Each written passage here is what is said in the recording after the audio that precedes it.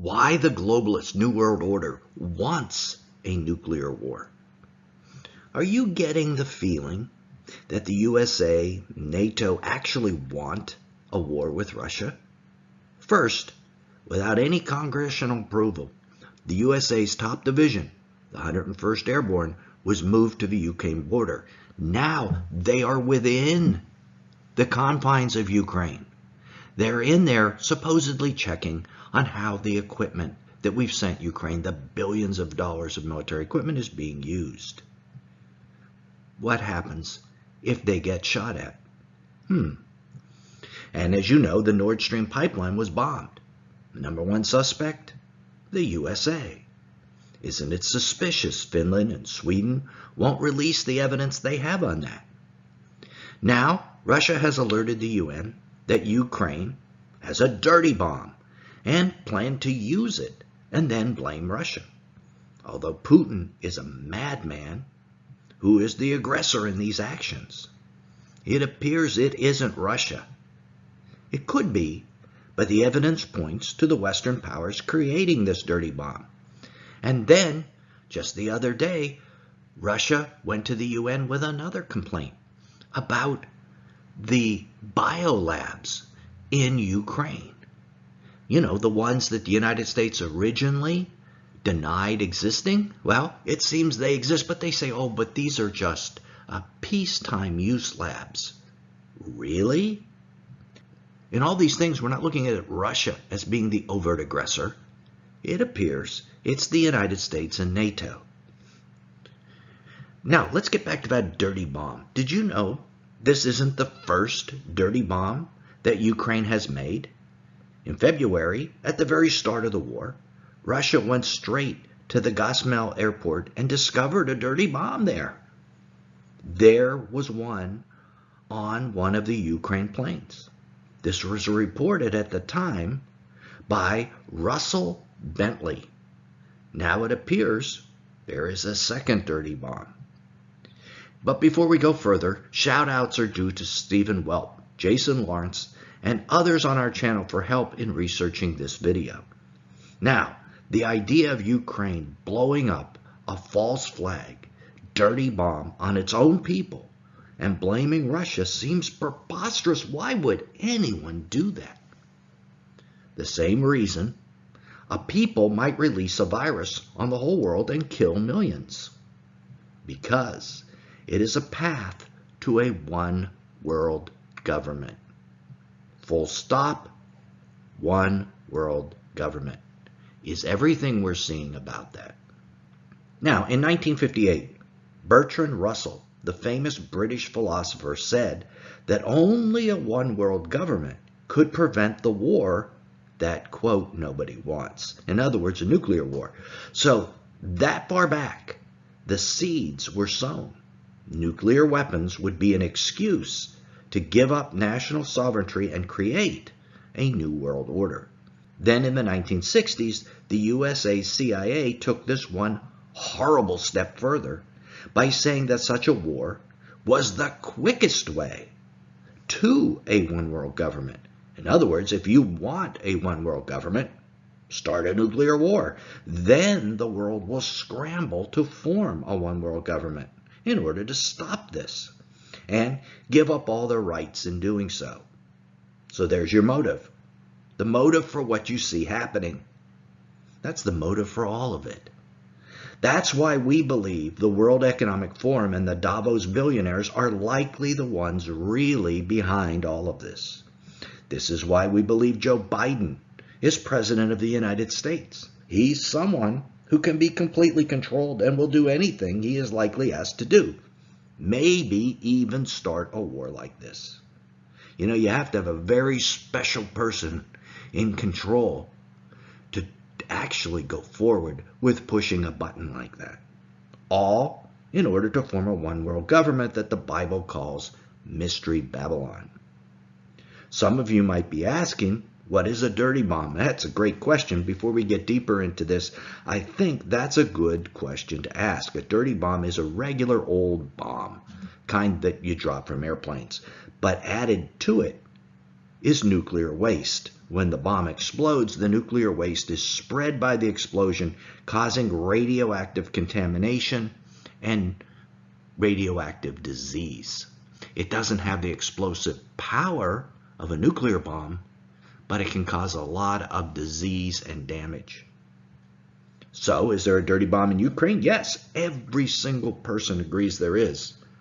Russia has sent a letter to the UN Security Council warning about this bomb and urging the IAEA, the international board that regulates nuclear weapons, to investigate this. Russia is asking this, not the United States, not NATO. But remember, the UN is part of the World Economic Forum plan. They are the means to the one world government. Don't assume anything will come out of this. It will likely be the Finland investigation of the Nord Stream sabotage all over again. They'll gather evidence, but never release it, in our opinion. But the fact Russia has sent a letter is probably a good thing, and may have averted Ukraine from exploding the bomb on their own people at this time. The Western powers, NATO, and the US may have gotten their hands caught in the cookie jar, and it may be too difficult to lie their way around it if they exploded it later this month. But why now? Why would a dirty bomb be in the news 2 weeks prior to a US midterm election? Can you imagine if one was exploded in the Ukraine and the USA retaliated for the supposed Russian aggression by shooting a tactical nuke into the Russian army? Then Russia would have retaliated. Would the USA then have postponed the elections because it was too dangerous to go out and vote? If you didn't notice, when the dirty bomb became public knowledge and it became pretty obvious that it wouldn't be exploded, did you notice that politicians in America, including people like Joe Biden, Hillary Clinton, began warning people about safety issues on election day? But there would be those domestic terrorists who might try to interfere with the election. Again, same kind of idea. It didn't go anywhere. It didn't catch steam. But the idea was the same. Try to shut down the election if possible over safety issues. As we discussed in this previous video, ever since Biden's evil MAGA speech, we've been waiting for a false flag event to postpone the election or cause it to be held online, where outcomes might have been manipulated. Would someone use nuclear weapons to achieve these goals of a one-world government? Remember, we just saw something similar. Would someone release a virus to achieve their goals? Looks like they might. But what we really need to ask is, would Satan do this? Absolutely. Are our nations controlled by the prince of the power of the air? Deuteronomy 32:8 tells us the answer is yes, that the sons of God or fallen angels control the nations until the return of the Lord. Second, the Bible tells us the coming one world government that is spoken of, Mystery Babylon, is drunk on the blood of the saints, Revelation 17:6. Just like their master Satan, they want to kill, steal, and destroy. So there is no reason to believe the globalists would hesitate from doing this. If you have trusted your national government up to this point in time, consider that that might be idolatry. We are to trust in God alone. Trusting in our governments or even the will of the majority are forms of idolatry that many in the Western world have held on to for far too long. Jesus told us that all the nations will hate us because of his name. That includes the government you have trusted up to this point. They will hate you because you're a Christian, and they probably hate you right now. Okay, so now you understand what has happened internationally, and that its goal is to form the evil world government known as Mystery Babylon. But a great question to ask is, are nuclear weapons mentioned in the early stages of the end times? We think they are. Jesus mentioned that earthquakes would be one of the signs of the beginning of the birth pangs. For nation will rise against nation, kingdom against kingdom, and there will be famines, pestilences, and earthquakes in various places. Matthew 24:7. Jesus might simply be talking about earthquakes, of course, but it could be about the exploding of nuclear weapons. The Greek word translated as earthquake is seismos, which literally means a great shaking. It doesn't really just mean an earthquake. An earthquake is a great shaking, of course, but so are storms, and so are nuclear explosions. In Matthew 8:24, the storm on the Sea of Galilee that Jesus calms is called a seismos. The word does not just mean earthquake. It can mean a commotion of any kind in the air, land, or sea. Many of you may be aware of the recent Nord Stream 2 pipeline sabotage. Seismographers, notice that comes from the word seismos also, recorded that when the explosions happened that damaged the pipeline, they were recorded on the Richter scale as like a level 2 earthquake. So an explosion of even just regular type of explosives can record a seismos. Imagine what a nuclear weapon records. If Jesus was to describe a nuclear event to first century disciples, how would he do it? Probably by calling it a great shaking. So maybe that's talking about nuclear weapons. A more clear reference is in the description of the rider of the red horse, the second seal of Revelation. This is parallel to the beginning of the birth pangs passage in Matthew. It's the same events. At the second seal, the rider is given a great sword, or in other words, a great weapon of some kind. Is this nuclear weapons? Again, maybe. So personally, I would not be surprised to see nuclear weapons used in Ukraine or even explode in the USA or Europe. And as we said at the beginning of this video, the use of nuclear weapons is a fast track to the forming of a one-world government.